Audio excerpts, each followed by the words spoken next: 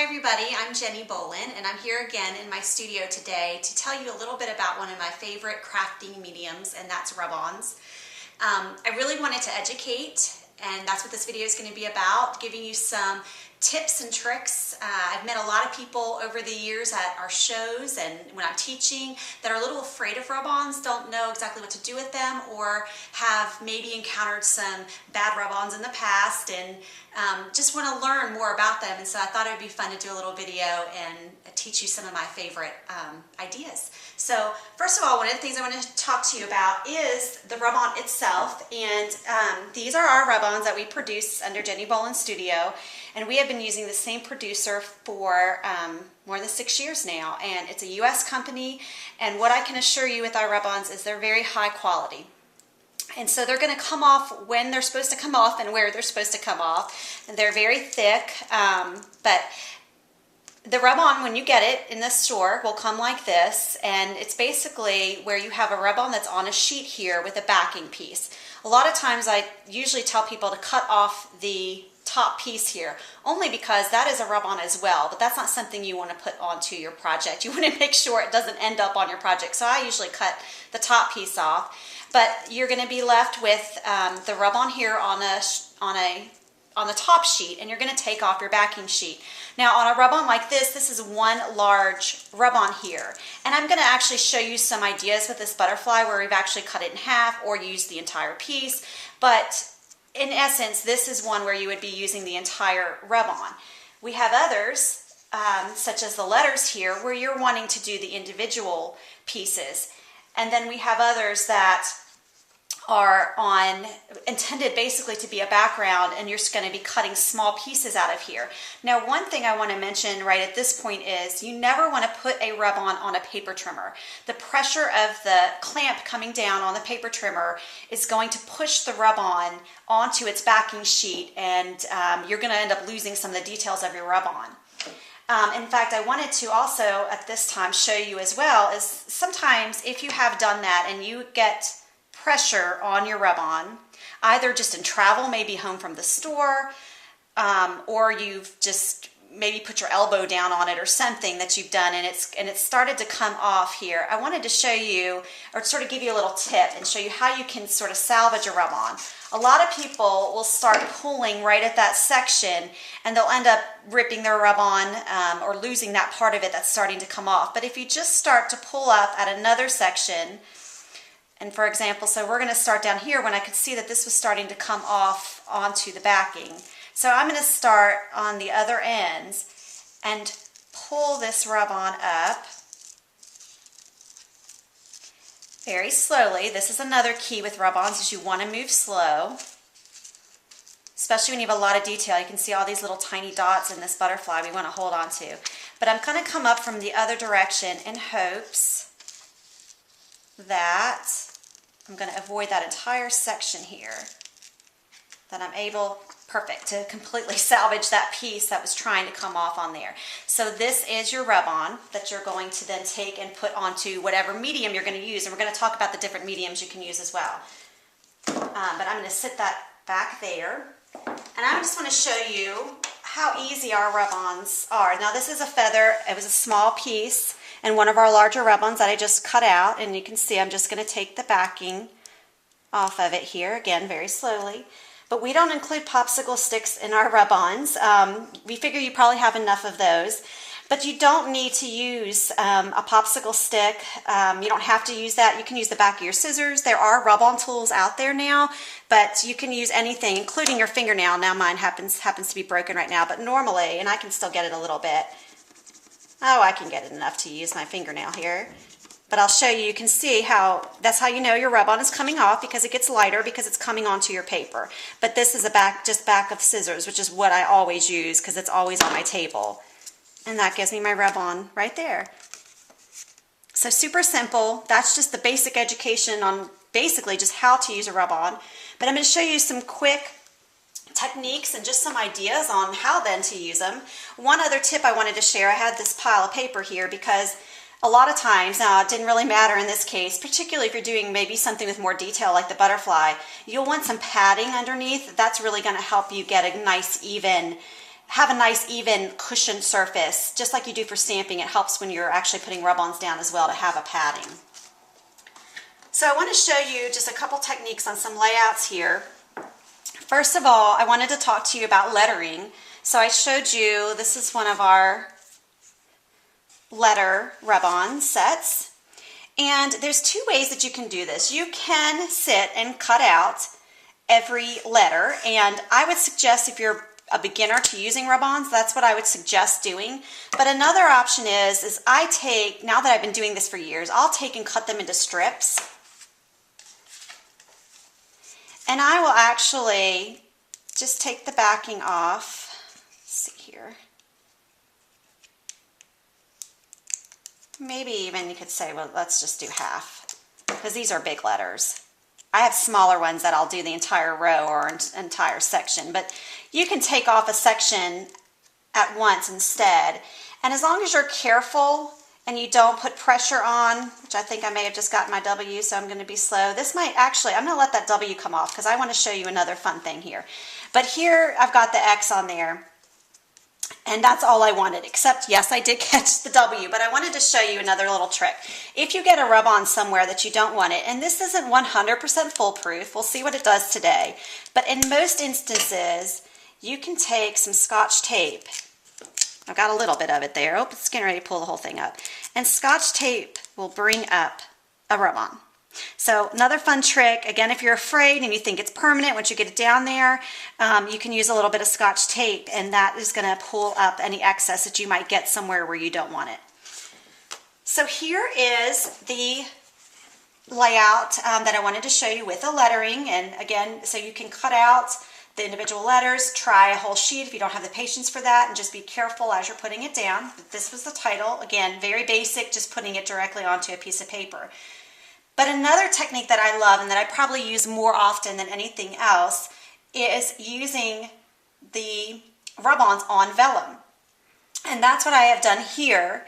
This is our canning jar rub-on, and I actually used it on a piece of vellum here so I could create a pocket. So I put the rub-on the vellum, which is just like putting on a paper, no different. I cut it out, and I actually sewed it into a pocket here, put some sequins inside of it, and actually just did a little staple on top so I wouldn't lose all of the sequins. But it basically makes just a little shaker box there with the vellum and the rub-on. This is my sort of foolproof go-to favorite technique that I do with rub-ons on pretty much every page, and you'll see what I mean as we go through here. I just have one after the other. Our butterflies come in several different colors, and they're probably my most favorite thing to use with vellum. And so you can see here, just simply on a layout, I used the entire rub-on. So this would be taking the butterfly off the entire sheet, added it to a sheet of vellum, and then just trimmed around the edges. But that gives this three-dimensional sort of area effect that you're going to be able to get with the vellum and the rub-on. And actually, I'll show you this one as well. This is where I've done the same thing with the gold butterfly, but I actually cut it in half and just did the wings. And I've added those underneath the button here, and this is just a home decor sort of little card project for Halloween. But it's the same idea there. On this project here, again, this is vellum and the rub-ons. These are our rub-on feathers that I lined up across. But it just enables you, when you're using the rub-ons on vellum, to get that sort of three-dimensional, that layered effect. But it's very subtle, just like I love. I'm a very subtle person. And so I love how I was able to create this pocket and sort of add some things into it. And you're able to do that by adding the rub-ons onto a sheet of vellum.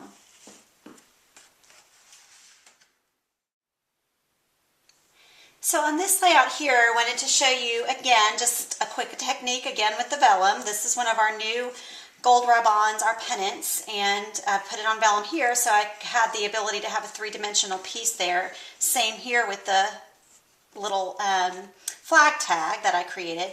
But another technique I wanted to show you on this layout is the stars here.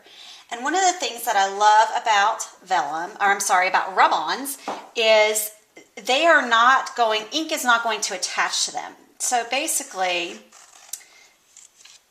you can get a really neat effect by clouding ink over. So this was our star rub-on. And you can see I'm just getting a small piece of it. That's what I used on the layout I just showed you for the background. So I'm doing it slowly. And I'm going to take it and just add this piece. Now this is going to take longer than the feather that I showed you because you have all of these tiny little stars. So we want to make sure that we get them all on here. We don't want to miss any. Lots of times as I'm going, I'll sort of start to pull. And if it's not pulling easy, if it's starting to tug, then you know you probably still have one that's not rubbed on well enough. So a lot of times on a big background, I'll do that as I'm going just to make sure I've got everything down that I want to get down on there. Okay, so once you've got that down, you're going to take your ink, and I use my Ranger blending tool, but you can just use a regular piece of foam. And I'm going to then just add the ink over the rub-on. But the ink, a dye ink, is not going to attach to the glossiness of the rub-on. So it just creates this great effect, probably not demoed as well as it could be with something light like yellow, but it's not going to attach. So I take and put the ink over it, and then I do a little bit of wiping just to get the ink that's laying on the rub-on off of the top of it. But it just creates sort of a beautiful effect, especially with this gold and the ink. I just love it. So that, we'll go back to this layout again, but I did it a little less dramatically with a little bit of green up here in the piece there. So if you've hung on with me long enough and you are not a scrapbooker, I have some things to show you as well, because I probably, if I'm honest, more than anything right now, I'm doing more general crafting. I love Pinterest, just like a lot of you that are watching this, and so I love, getting new ideas for home decor and little projects that I can have around the house. And so I still love my rub-ons for everything that I'm doing along those lines. So I want to show you a few ideas, if you're just a general crafter, of ways that you can use these techniques for something other than scrapbooking. First of all, one of the things that I've been having a lot of fun with lately, I'm calling them art globes. I don't really know what else to call them. I need to come up with a more clever name. But I've been using, particularly my feather rub-ons, a lot with the vellum in these projects. So this is just a little book inside a globe here, but this feather, if you can see, is one of our silver feathers, but it's just been put on vellum, and I trimmed it out. But it gives that three-dimensional look. It's very airy, it's very light. This one here is another one, and I have two of our gold feathers inserted into the little cup that's within the globe there. So just another fun way of coming up with ideas of ways to use this three-dimensionally and not on a flat surface and not just for scrapbooking. So we're going to come over here as well. I'm going to show you something fun that I did at Halloween as well with our rub-on. So this is our chalkboard easel, and I have taken this easel, which has of course a black chalkboard surface. It's a little white right now because I tried to sort of go backwards and take off some of the chalk to demo, but it would be blacker than this. And I've got this rub-on. We have them, our silhouette rub-ons, two of my favorites, and a boy and a girl. But I took the boy, of course, cut the top off and took the silhouette, took the backing off and added the silhouette directly onto the easel. Your rub-ons are going to come off on pretty much any surface, even fabric. Now you can't wash the fabric once you've got the rub-on on the fabric, but it'll come off on fabric, comes off on the chalkboard, plates. I've done it on ceramic plates, just wood, anything. They're going to come off on and be beautiful. So in this case, put it on the chalkboard easel, and I'm going to take the chalk, and we just talked about how ink doesn't adhere to the rub-on, and in this case, the chalk is not going to either. So I'm really going to chalk this up here, and it's going to define the edges of the rub-on. And then I'm going to blow off the excess, and then I'm going to take this towel. And I very meticulously will do this. You can get the idea. I probably won't spend all the time cleaning it like I would like to here, but you'll get the idea. We're going to use the towel to take off all of that excess, all of that chalk that's just laying on top of that rub-on. I think that's good enough for the moment. And you're going to get this sort of spooky silhouette. We had these out at Halloween this past season. So just another fun thing to do, home decor wise. And you can see here, this was just a little vintage tray that I had, and I added the rub-on to it as well. Now the rub-on's going to stick, and it's going to be great on any surface, as I mentioned. But if you're going to actually be using something, as I did with this tray, you will want to put a layer of polyurethane over top of it. I did not, so I've got little scratches here and there on my rub-on, but had I polyurethaned it, it would be perfect. But it's still held up pretty well considering it's had plenty of things stacked on it and it's been traveling a lot. So anyhow, I hope you enjoyed learning everything that I feel like I know about rub-ons, and I hope to see you next time. Thanks so much for watching.